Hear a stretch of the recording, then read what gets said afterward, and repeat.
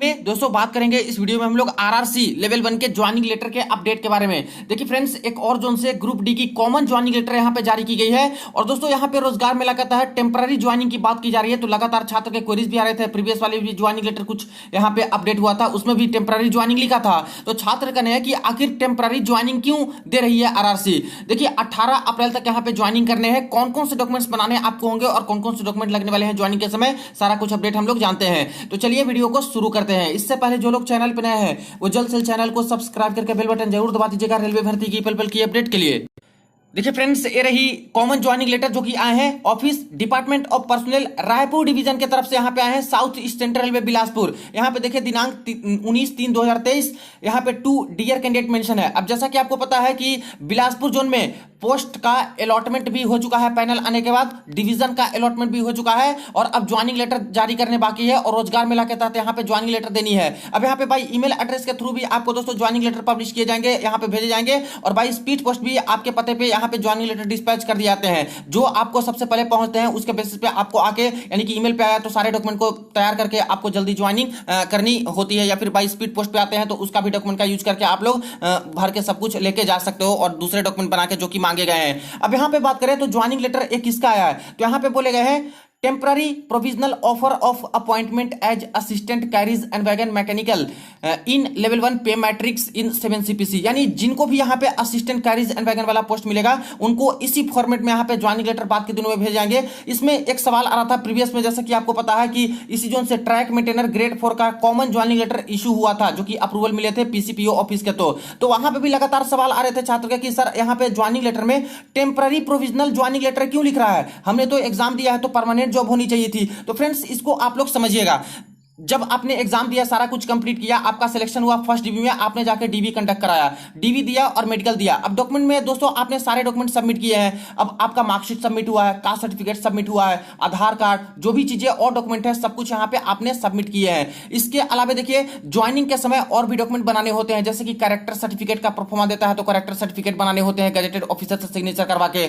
इसके बाद देखा जाए तो मेनली होता है अटेस्टेशन फॉर्म, जो कि अटेस्टेशन फॉर्म का फॉर्मेट देते हैं ये लोग, इसको भर के आपको देना होता है। और अटेस्टेशन फॉर्म में जो डिटेल आप लोग डालते हो उसके बेसिस पे ही पुलिस वेरिफिकेशन होती है। तो ये सारी चीजें हैं, तो आपके ज्वाइनिंग लेटर तो मिल जाएंगे और आपकी ज्वाइनिंग भी हो जाएगी। लेकिन दोस्तों एक टेम्पररी ज्वाइनिंग तब तक रहेगी जब तक फर्दर ये लोग डॉक्यूमेंट में आप लोग जो डॉक्यूमेंट दिए हो उसको अच्छे से ये लोग वेरीफाई नहीं कर लेते, आपके कैरेक्टर सर्टिफिकेट को वेरीफाई नहीं कर लेते और अटेस्टेशन फॉर्म में जो डिटेल डाले हो उसको पुलिस वेरिफिकेशन यहाँ पे वेरीफाई करके रेलवे को भेज नहीं देती है। तो ये सारी चीजें जब बिल्कुल सही पाई जाती है, यहाँ पे रेलवे को भेज दिया जाता है सब कुछ वेरीफाई करके, तब परमानेंट यहाँ पे हो जाती है। लेकिन अगर बीच में कुछ गड़बड़ी पाई जाती है, आप लोग का जॉब भी लग गया, जॉब भी कर रहे हो और पता लगता है कि अटेस्टेशन फॉर्म में कुछ गड़बड़ी की है या फिर कुछ फर्जी करके यहाँ पे ओबीसी का कास्ट सर्टिफिकेट गलत दिए, दूसरे कास्ट से बिलोंग करते हैं, वो कास्ट में आते नहीं है, जब पुलिस जाती है यहाँ पे चेक होता है तो, या फिर कुछ और एससी एसटी का, तो ऐसे केस में आपकी जॉब भी जा सकती है। इसलिए फ्रेंड्स सिर्फ और सिर्फ रोजगार मेला के तहत ज्वाइनिंग मिल रहे हैं, उसमें सिर्फ टेम्पररी नहीं लिखा है।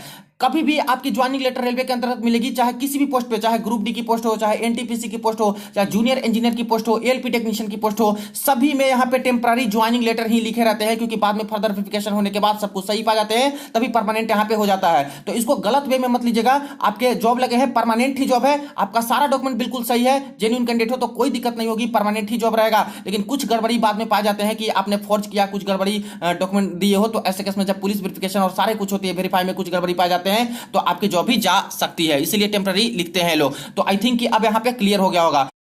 तो ये पोस्ट दोस्तों कैरीज वैगन वालों के लिए है, जो कि इसी तरह से आपके ज्वाइनिंग लेटर आएंगे यहाँ पे मैकेनिकल डिपार्टमेंट के अंतर्गत। यहाँ पे टर्म्स एंड कंडीशन मेंशन है, जिसमें पहला पॉइंट में ही मेंशन किया गया है, यह स्पष्ट रूप से समझा जाना चाहिए कि यह अस्थायी नियुक्ति किसी भी समय दिनों के नोटिस पर किसी भी समय समाप्त की जा सकती है 30 दिनों के अंदर। यानी दोस्तों 30 दिन के नोटिस के अंतर्गत कभी भी आपकी जॉब जा सकती है, अगर कुछ गड़बड़ी पा जाते हैं या फिर यहाँ पे फिट नहीं बैठते हो या फिर कर्तव्यों का सही से पालन नहीं करते हो या फिर शारीरिक या मानसिक अक्षमता होती है, तो ऐसे केस में तो बिना नोटिस के भी आपकी जॉब जा सकती है। आगे यहाँ पे बोले गए हैं कि आप ऐसी अस्थायी सेवा के दौरान समय समय पर लागू नियम के तहत अस्थायी रोजगार के लिए किसी भी पेंशन या किसी भी अन्य भत्ते के लिए पात्र नहीं होंगे।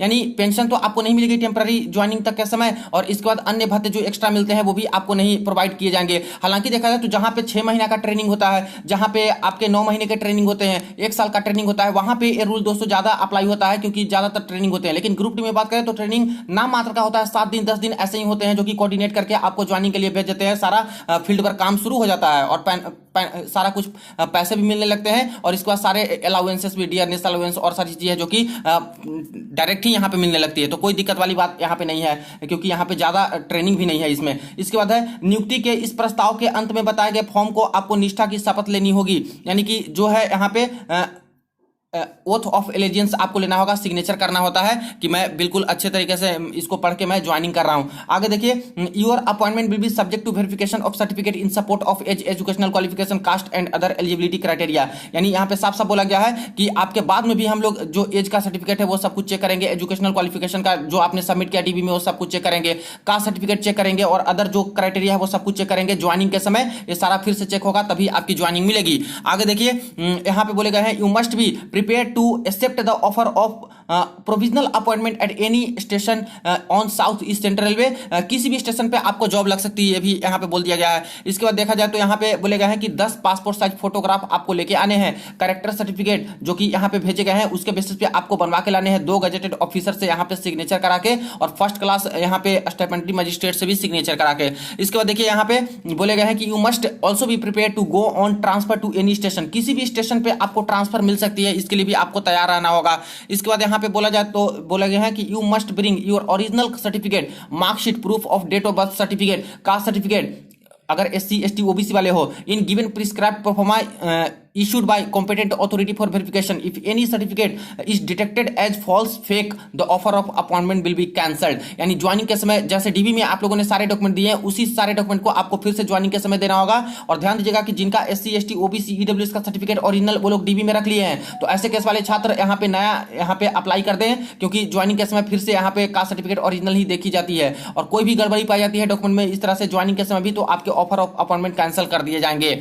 आगे देख लीजिए, यहाँ पे बोले गए हैं every individual appointed in any post shall be required if liable for ministry of service। यह तो ज्यादा इंपॉर्टेंट नहीं है। इसके बाद देखिए यहाँ पे अनुसूचित जाति और जो ओबीसी वाले छात्र हैं उनके लिए बोले गए हैं कि बिल्कुल सही से आपको सर्टिफिकेट देना होगा, और अच्छे तरीके से बाद में भी ये लोग चेक करते हैं आपके सर्टिफिकेट नंबर जो भी होते हैं SC ST के, ओबीसी वाले जो होते हैं उनको ठीक से वेरीफाई करते हैं, उसके बाद सब सही पाए जाते हैं तो यहाँ पे सही है, वरना गलत पाए जाते हैं तो कभी भी जॉब जा सकती है। आगे देखिए यहाँ पे बोले गए हैं you will be govern by new pension scheme. यानी कि 2004 के बाद जो भी यहाँ पे रेलवे में ज्वाइनिंग कर रहे हैं उनको NPS सिस्टम के अकॉर्डिंग यहाँ पे रखा जाएगा, यानी कि ओल्ड पेंशन सिस्टम के तहत आपको नहीं मिलेगी।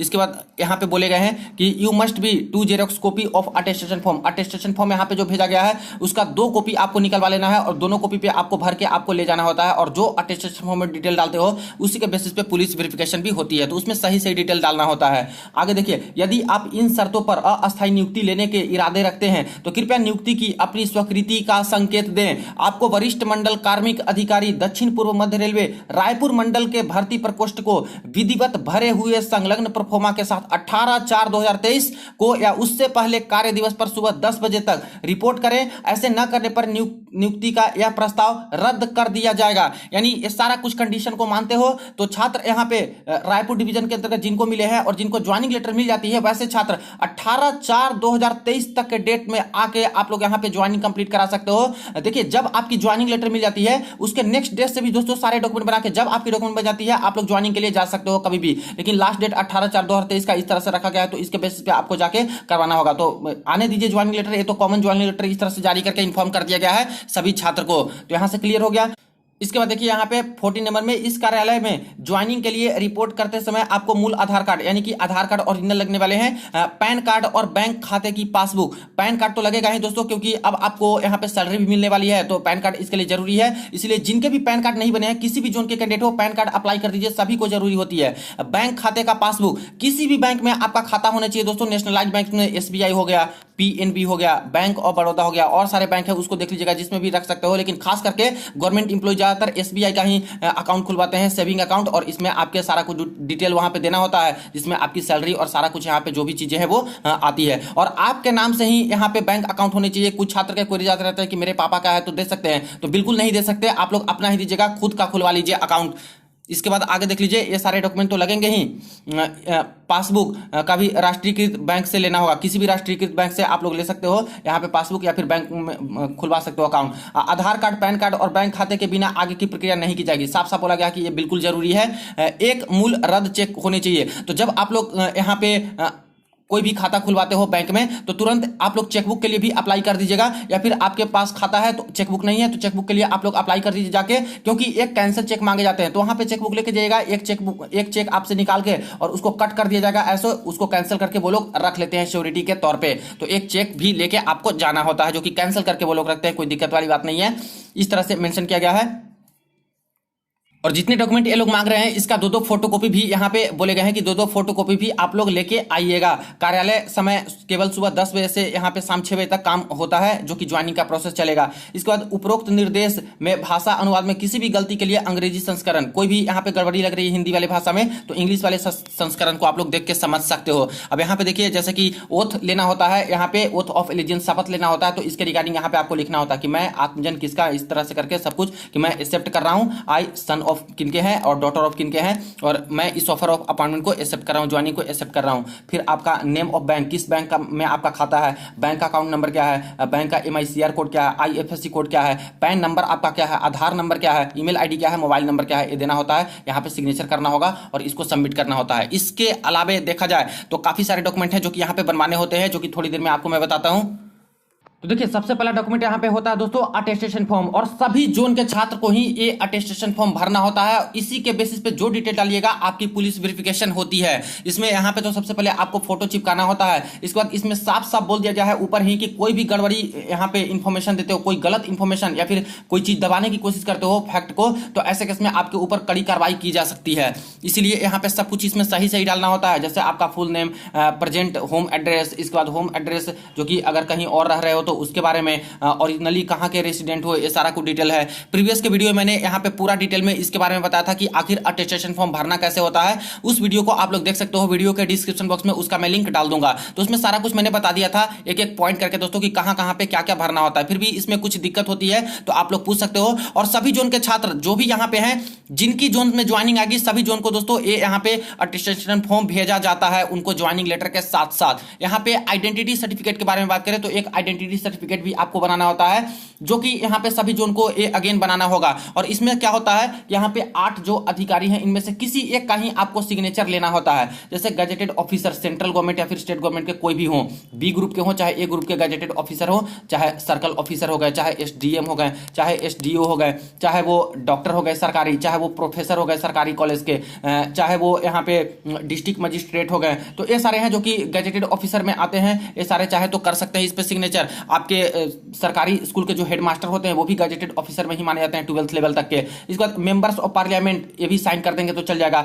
इसके बाद सब डिविजनल मजिस्ट्रेट या फिर सब डिविजनल ऑफिसर ये भी कर देंगे तो काम चल जाएगा। तहसीलदार भी कर देता है इस पे साइन तो चल जाएगा। प्रिंसिपल या फिर हेड मास्टर भी कर देता है स्कूल कॉलेज के जो सरकारी स्कूल वाले, तो ये भी काम चल जाएगा आपका। ब्लॉक डेवलपमेंट ऑफिसर BDO भी इस पे साइन करते हैं तो भी एक्सेप्टेड होता है। पोस्ट मास्टर भी कर देंगे तब भी काम चल जाएगा। पंचायत इंस्पेक्टर भी करते हैं तब भी काम चल जाएगा। इसमें बस यही बताना होता है कि मैं इन्हें जानता हूं अच्छे तरीके से, सब कुछ बिल्कुल इनका सही है हर चीज। और इसके बाद उनका सिग्नेचर आ जाता है, डेजिग्नेशन कौन से पोस्ट पे हैं और एड्रेस करके, और डेट और प्लेस इस तरह से आ जाता है। बस ये आपका काम हो जाएगा। और ये ऑफिस के द्वारा जो ज्वाइनिंग करवाएंगे अथॉरिटी, उनके द्वारा ये भरा जाता है। तो ये एक बनता है, सभी जोन के छात्र को ये भी बनाना होता है। इसके बाद कैरेक्टर सर्टिफिकेट के बारे में बात आती है। तो कैरेक्टर सर्टिफिकेट का जो प्रोफार्मा है बिलासपुर जोन से, तो यहाँ पे 3 तरह का भेजा गया है। एक तो ये आप लोग देख रहे हो, ये हो गया।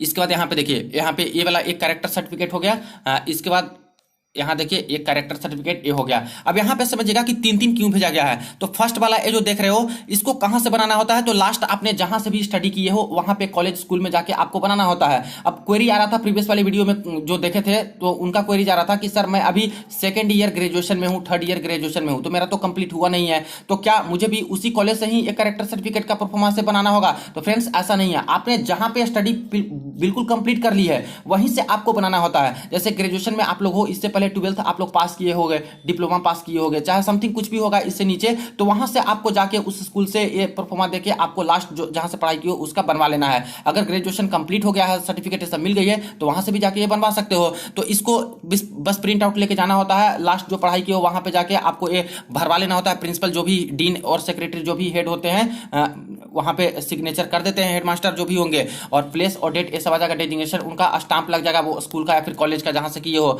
इसके बाद यहाँ पे देखिए फर्स्ट क्लास स्टाइपेंड मजिस्ट्रेट के द्वारा और या फिर सब डिविजनल मजिस्ट्रेट के द्वारा इसको यहाँ पे अटेस्टेशन भी करना होता है। इसके बाद क्या करना है कि इसी को लेके आपको यहाँ पे चले जाने हैं फर्स्ट क्लास एक्सिक्यूटिव मजिस्ट्रेट के पास या फिर डीएम के पास या फिर सब डिविजनल मजिस्ट्रेट के पास, और यहाँ पे उनका सिग्नेचर हो जाएगा, डेजिग्नेशन हो जाएगा, स्टाम्प लग जाएगा, मोहर लग जाएगा, प्लेस और डेट हो जाएगा। तो ये वाला कैरेक्टर सर्टिफिकेट आपका बनके तैयार हो गया। इसके बाद सेकंड में आते हैं, तो सेकंड वाला कैरेक्टर सर्टिफिकेट है किसी भी 2 गजेटेड ऑफिसर से बस आपको इस पे सिग्नेचर लेना होता है। तो फर्स्ट गजेटेड ऑफिसर के पास जाइएगा, हो सकता है कोई सर्किल ऑफिसर हो सकता है प्रिंसिपल हो सकता है हेडमास्टर हो सकता है डॉक्टर हो, सरकारी वाले हो सकते हैं कि यहाँ पे आपके एसडीएम एसडीओ हो या फिर कोई और गजेटेड ऑफिसर हो, तो उनके पास जाके यहाँ पे प्रिंट आउट देना है इसको और बोलना है कि सर बना दीजिए। तो यहाँ पे प्लेस और डेट, सिग्नेचर, डेजिग्नेशन और उनका मुहर इस तरह से लग जाएगा। तो एक गजेटेड ऑफिसर का ये बन गया। इसके बाद दूसरा जो है ये वाला फिर से किसी दूसरे गजेटेड ऑफिसर के पास जाना है। ध्यान दीजिएगा, अगर सर्किल ऑफिसर के पास जाते हो तो दोनों को एक ही से सिग्नेचर नहीं लेना है। एक सर्किल ऑफिसर से कराइए तो एक एसडीएम से करा लीजिए, एक एसडीएम से कराए हो तो एक डीएम से करवा लीजिए, कोई प्रिंसिपल से करा लीजिए, हेडमास्टर से करा लीजिए, अपने सरकारी स्कूल वाले जो गांव के हैं या फिर आस पड़ोस के हैं। तो इस तरह से आप लोग बनवा लीजिएगा। तो 2 अलग अलग गजेटेड ऑफिसर से एक कैरेक्टर सर्टिफिकेट, इसके ऊपर यहाँ पे लास्ट जहां से पढ़ाई की हो वहां से कैरेक्टर सर्टिफिकेट, और इसको फर्स्ट क्लास मजिस्ट्रेट से यहाँ पे अटेस्टेशन। अब यहाँ पे सवाल आएगा कि सर यहाँ पे फर्स्ट क्लास मजिस्ट्रेट का मैं यूज नहीं करता हूँ, डीएम का मान लेते हैं यहाँ पे सिग्नेचर करवा लिए, सब डिविजनल मजिस्ट्रेट का यहाँ पे सिग्नेचर करा लिए, तो ये जो सेकंड वाला बनेगा क्या इसमें एसडीएम से साइन नहीं करा सकते? तो दोस्तों इस एक के लिए आप लोग एसडीएम से यहाँ पे भी साइन करा सकते हो और दूसरा आप लोग डीएम से यहाँ पे साइन करा सकते हो, जैसा आपको लगे, या फिर सीओ से साइन या फिर कोई भी गजेटेड ऑफिसर से साइन करवा के बना सकते हो। तो आई थिंक कि कैरेक्टर सर्टिफिकेट वाला इशू सोल्व हो गया होगा, सब कुछ समझ में आ गए। फिर भी कोई क्वेरी होती है कमेंट में आप लोग पूछ लीजिएगा। इसका डिक्लेरेशन में बस है कि आई डिक्लेयर दैट मेरा सब कुछ जो सही है बिल्कुल डिटेल में है और सारा कुछ सही मैंने अपना दिया है। इस तरह से करके आपको डालना होता है, अपना डिटेल डाल दीजिएगा। घोषणा पत्र है कि मैं घोषणा करती हूँ कि आरआरसी बिलासपुर द्वारा पे मैट्रिक सीता में उम्मीदवार मेरे प्रस्तुत किए गए सारे मूल प्रमाण पत्र बिल्कुल सही हैं। अगर कोई फर्जी पा जाते हो तो मेरे ऊपर कड़ा एक्शन हो सकता है। इस तरह से आपको भरना होता है। आपको सिग्नेचर करना है, name of candidate, father's name, post, roll number, email ID और मोबाइल नंबर डालना होता है। इसके बाद यहाँ पे आ जाते हैं, तो ये जो चीज है इसको छोड़ दीजिएगा। ये ऑफिस में जाके आपको पूछ के भरना होता है या फिर उनके द्वारा ही भरने होते हैं, तो यहाँ पे पूछ के ही भर सकते हो। देखिए कुछ डॉक्यूमेंट में जहां जहां पे आपको नहीं समझ में आते हैं उसको खाली छोड़ देना ही उचित मानिए फ्रेंड्स। वहां पे ज्वाइनिंग के ऑफिसर रहते हैं, वो आपको सारा डिटेल बताते हैं कि किस वाले में क्या आपको भरना है, तो इसलिए घबराना आपको नहीं है। सभी की ज्वाइनिंग होती है, किसी का ज्वाइनिंग रुकता नहीं है, ये बात का ध्यान दीजिए। नेक्स्ट है यहाँ पे दोस्तों form of certificate to be produce by other. अब देखिए ओबीसी वाले छात्र होते हैं जिनको यहाँ पे ओबीसी तो देना ही होगा, फिर ज्वाइनिंग के समय एससी एसटी वाले होंगे उनको एससी एसटी तो देना ही होगा। अगर ओरिजिनल ले लिया है आपको डीबी में तो बनवा लीजिए, और अगर नहीं ओरिजिनल लिया है तो वही आप लोग दे सकते हो, यहाँ पे एक्सेप्ट होता है क्योंकि ज्वाइनिंग के समय मांगते हैं। तो ये सारी चीजें हैं। इंडेमनिटी बॉन्ड भी एक होती है फ्रेंड्स, इंडेमनिटी बॉन्ड या फिर एग्रीमेंट बॉन्ड, तो उसका तो प्रोफार्मा यहाँ पे नहीं दिए। अब ज्वाइनिंग के समय जाइएगा तो वहीं पे इंडेमनिटी बॉन्ड देके सब कुछ इंस्ट्रक्शन दे दिया जाएगा कि इसको भी भर दीजिए, तो भर के आपको बना के दे देना है। किसी भी सिविल कोर्ट डिस्ट्रिक्ट कोर्ट से यहाँ पे एग्रीमेंट बॉन्ड या फिर इंडेमनिटी बॉन्ड बनाया जाता है। तो ज्वाइनिंग के समय ही आपको दिया जाएगा। एक एनपीएस का फॉर्म होता है, एनपीएस के फॉर्म भी ज्वाइनिंग के समय ही देंगे। अगर ज्वाइनिंग के साथ साथ देते हैं तब तो भर के लेके जाइएगा, और नहीं आपको समझ में आ रहा है तो वहाँ पे ज्वाइनिंग ऑफिसर से पूछ के भर के लीजिएगा। इसके बाद प्राण फॉर्म होता है, तो प्राण फॉर्म भी वहीं पे देते हैं, ज्वाइनिंग करवा लेते हैं तो देते हैं, फिर उसको भर के वहाँ पे सबमिट करना होता है। तो जो भी चीजें होगी आगे सब कुछ मैं आपको अपडेट करूंगा। इस तरह से कॉमन अपॉइंटमेंट लेटर अभी जो आ रहे हैं रोजगार मेला के तहत ही ज्वाइनिंग यहाँ पे देनी है। जैसे जैसे ऑफिशियल ज्वाइनिंग लेटर आने शुरू हो जाएंगे, सारे डॉक्यूमेंट आने शुरू हो जाएंगे, आपको सारा कुछ अपडेट करूंगा। वीडियो को जरूर आप लोग शेयर कर दीजिएगा फ्रेंड्स, और बाकी सारे डॉक्यूमेंट जो मैंने बोले हैं जैसे कि पैन कार्ड जो मोस्ट इंपॉर्टेंट है, आधार कार्ड, इसके बाद है पासबुक, ये सब कुछ बनवा के कम से कम मिनिमम चीजें हैं जो कि बनवा के आप लोग रेडी रखिएगा। तो ये फ्रेंड्स अपडेट वीडियो को जरूर आप लोग शेयर कर दीजिएगा। कोई क्वेरी कमेंट सेक्शन में पूछ सकते हो। चलिए मिलते हैं नेक्स्ट वीडियो में नेक्स्ट अपडेट में।